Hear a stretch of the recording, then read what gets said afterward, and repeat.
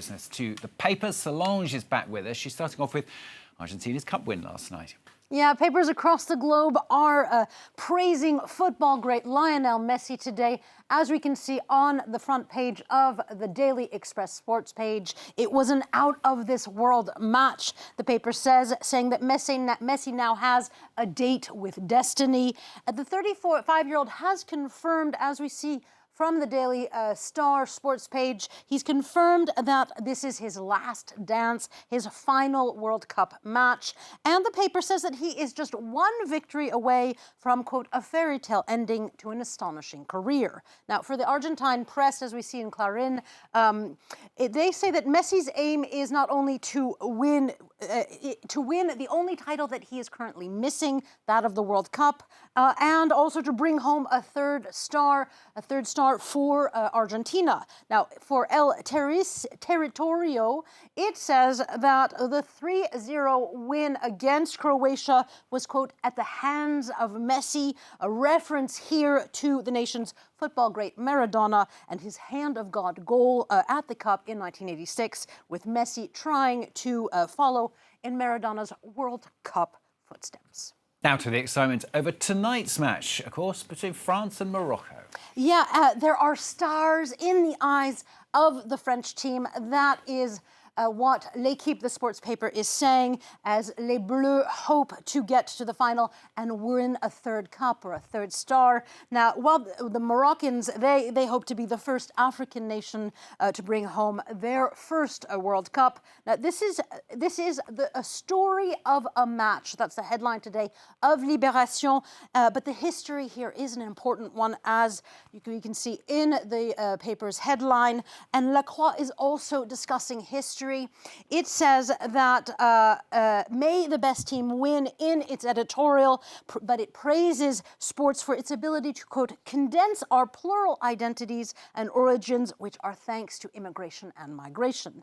Now, as Le Parisien aujourd'hui en France tells us, many Moroccans are torn over who, the cœur déchiré, they're torn over who to root for. Others, though, say that they will be happy with whichever team wins. Now, that's the uplifting bit. But the New York Times explains that what's going on here is decades of history colliding with this match, and it is, quote, reviving old colonial wounds and creating identity debates, end quote. And on top of that, as Le Figaro explains, it also comes at a time of tension between Morocco and France, between Macron and Mohammed V, over a visa dispute and also an espionage scandal.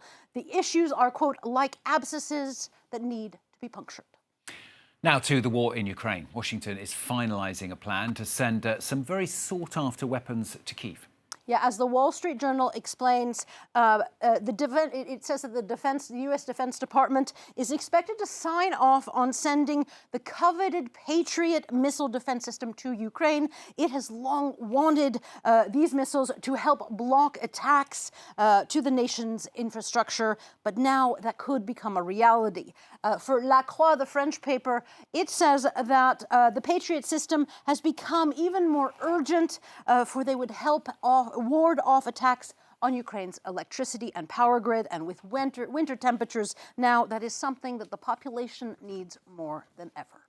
We're going to get scientific now on the programme. Solange has got two stories. Both of them, they provide hope. Yeah, the first story, it's making headlines globally, as we see on the front page of El País today, the Spanish paper.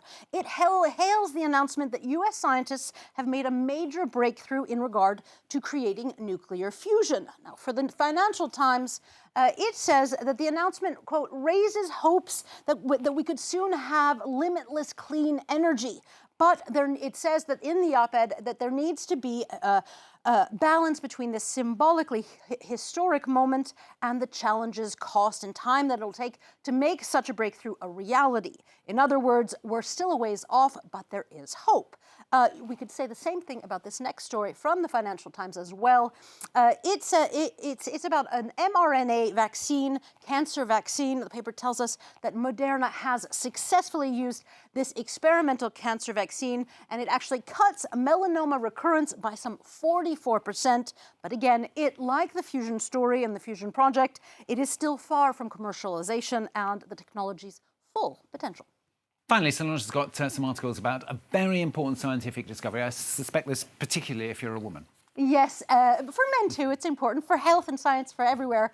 And animals, it's important too. The Guardian tells us that scientists have overcome a massive taboo around female genitalia. That they once believed that this area of the female snakes were underdeveloped penises or scent glands, but they actually turned out to be female sex organs. Now, the scientists lamented in their study that clitorises of all species are not studied enough, and the Guardian article actually makes reference to a New York Times article from last month.